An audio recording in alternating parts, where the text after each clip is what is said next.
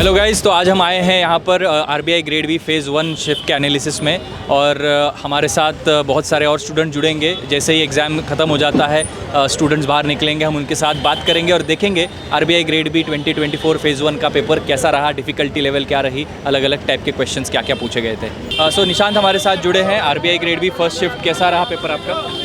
Paper थोड़ा मुश्किल था, थोड़ा टफ था। क्वांट और रीजनिंग थोड़ी ज़्यादा ही टफ थी। ओके, क्वांट में स्पेसिफिकली क्या टफ लगा आपको? मतलब ज़्यादातर वो पैसेज बेस्ड क्वेश्चन थी कि जैसे पैसेज दे देते हैं उसके बेस पे क्वेश्चन, तो वो ज़्यादा थे। क्वांट में पैसेजेस आए? हाँ जी, क्वांट में भी मतलब जैसे वो डेटा हैंडलिंग और उससे रिप्रेजेंटेटिव, तो उससे रिलेटेड। और डीआई वगैरह कैसा आया था? डीआई मतलब था, थोड़ा टफ था।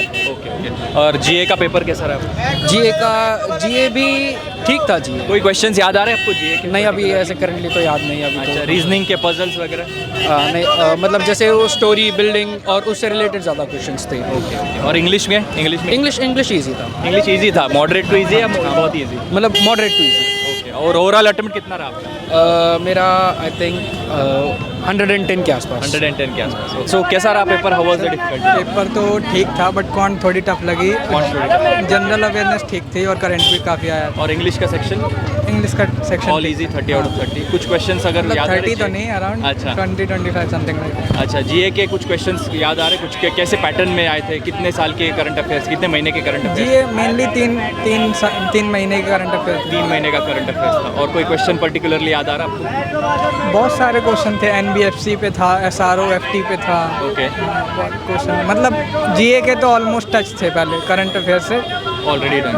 और क्वांट में क्या टफ था? मतलब बहुत लोग बोल रहे क्वांट टफ था, लेकिन क्या एग्जैक्टली क्या? क्वांट में मतलब मैंने तो फर्स्ट टाइम दिया है, तो कैलकुलेशन वगैरह में से इतनी जल्दी हो नहीं पा रही। ओके। और डीआई आए थे बहुत सारे? हाँ, डीआई 2-3 आए। अच्छा। और रीजनिंग कैसा था? पजल्स वगैरह कैसे थे?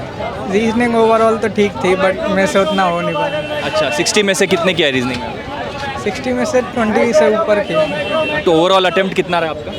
100 या उससे कुछ ऊपर ही हो। 100 से ऊपर रहा। बिकॉज जीए में ठीक थे मेरे 50 और 50 समथिंग। ओके। जीए में एक्चुअली में सब बेस सारे क्वेश्चन दे रखे थे, मतलब ओलंपिक से रिलेटेड भी, करंट अफेयर से रिलेटेड भी, इकोनॉमिक्स के तो थे ही। ओके। कितने महीने का करंट अफेयर्स आया था? लास्ट कितने महीने का?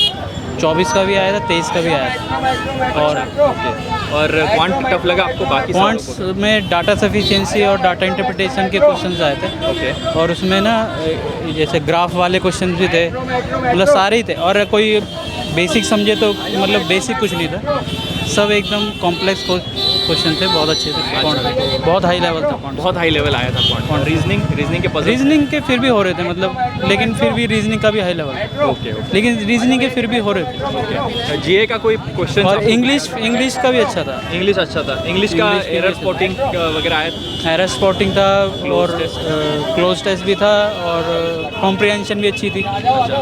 कॉम्प्रिहेंशन काफ़ी लेंदी थी। और लेंदी थी? टॉपिक कॉम्प्रिहेंशन का क्या था? टॉपिक था कॉम्प्रिहेंशन का आईटी सेक्टर पे था कि अमेरिका जो है ना आईटी सेक्टर को कैसे, वो मलेशिया को पेटेंट्स नहीं देता है अमेरिका, तो उस पर कॉम्प्रिहेंशन था पूरा। तो कैसा रहा पेपर आपका? एग्ज़ाम लास्ट ईयर से टफ था, मैंने लास्ट ईयर भी दिया था, तो इस बार मुझे टफ लगा। बाकी ओवरऑल अटेम्प्ट्स मेरे उसके आसपास ही थे, बट क्वांट्स काफ़ी टफ थी। लास्ट ईयर से टफ पेपर था? हाँ। ओके। और क्वांट के बारे में बताएंगे? बहुत लोग बोल रहे क्वांट टफ लगी। कोई भी जो डीआई थी वो बन नहीं रही थी easily। बन नहीं रही थी। हाँ, और जो किस प्रकार की डीआई थी? ग्राफ था और टेबल डीआई थी बेसिकली। एक टेबल डीआई थी, उसमें रेशियो भी था स्टूडेंट्स का, और बाकी जो डीआई थी वो बन नहीं रही थी।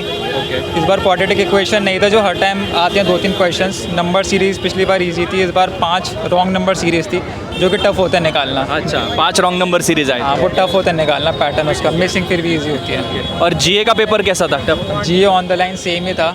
मेरे जितने लास्ट ईयर अटैम्प्ट हुए थे थोड़े कम ही हुए। बस प्रॉब्लम ये होती है एग्ज़ाम में, कि आपने ये कहीं पढ़ा है बट आप उसको रिकॉल नहीं कर पा रहे हैं। बस ये दिक्कत। कितने महीने का करंट अफेयर्स आया? 3 महीने का था, जून। 3 से 4 क्वेश्चन मई का था, बाकी सब आरबीआई सर्कुलर्स और लेटेस्ट न्यूज़ के बारे में थे। कोई पर्टिकुलर क्वेश्चन याद आ रहा है? हाँ, अब ये पूछा था कि हाउथी जो रेबल्स हैं वो कौन से कंट्री के होते हैं। एमएलए, अभी झारखंड में एमएलए ने डिफेक्शन करा, तो पॉलिटी से आया था कि कौन से लॉ के अंदर होता है, वो कौन से आर्टिकल के अंदर होता है। और भी बहुत सारे क्वेश्चंस थे, आरबीआई सर्कुलर्स को लेके थे काफ़ी क्वेश्चंस। ओके। और इंग्लिश का कैसा रहा पेपर? इंग्लिश जो ऑन द लाइन्स होता है सेम था। अच्छा। हाँ, बस टाइम टेकिंग था, मतलब आप 30 क्वेश्चंस पूरे नहीं पढ़ सकते हो 30 में। नहीं कर सकते थे। पैराजंबल आया था? पैराजंबल आए थे, 2-3 आए थे। उसमें बताया था। फिर एक वो आया था क्लॉज, किसको कहते हैं, Close test, close test. Sorry. And जो आता है आरसी वगैरह वो सब आया था। आरसी का टॉपिक क्या था, याद है आपको? आरसी का टॉपिक था कि मलेशिया को एक रिपोर्ट, यूएसए ने एक रिपोर्ट करी है 103 रिपोर्ट मलेशिया को लेके, उन्होंने उसको अपनी हाई प्रायोरिटी लिस्ट में रखा है मॉनिटर करने के लिए, उसको लेके टॉपिक था। ओके, और बाकी क्लोज टेस्ट का टॉपिक क्लोज टेस्ट के टॉपिक नहीं थे, वो तो ध्यान नहीं है मुझे। अच्छा, एरर स्पॉटिंग के, फिलर्स के? एरर स्पॉटिंग के थे, उसमें आपको ये था कि पैराजंबल थे और उसमें से आपको एरर भी बताना था कि एरर्स क्या हैं। अच्छा, पैराजंबल के अंदर एरर आए थे? हाँ, पैराजंबल्स के अंदर भी एरर थे। ओके, तो कंबाइन आए थे। और रीजनिंग के पजल्स कैसे थे? रीजनिंग के मैंने पजल्स नहीं देखे, सिलॉजिज्म था, सिलॉजिज्म ईजी लगा मुझे इस बार। पिछली बार रिवर्स सिलॉजिज्म था, काफ़ी ट्रिकी था, इस बार डुएबल था। और जो क्रिटिकल रीजनिंग थे वो भी ईजी थी, बट जो बाकी क्वेश्चन होते हैं वो टाइम टेकिंग थे, जैसे डेटा सफिशिएंसी वगैरह वो टाइम टेकिंग थी, टाइम कंज्यूमिंग थी। ओवरऑल अटेम्प्ट कितना हुआ आपका? ओवरऑल अटैम्प्ट्स मेरे हुए हैं 81। ठीक है, thank you so much for your time. Thank you.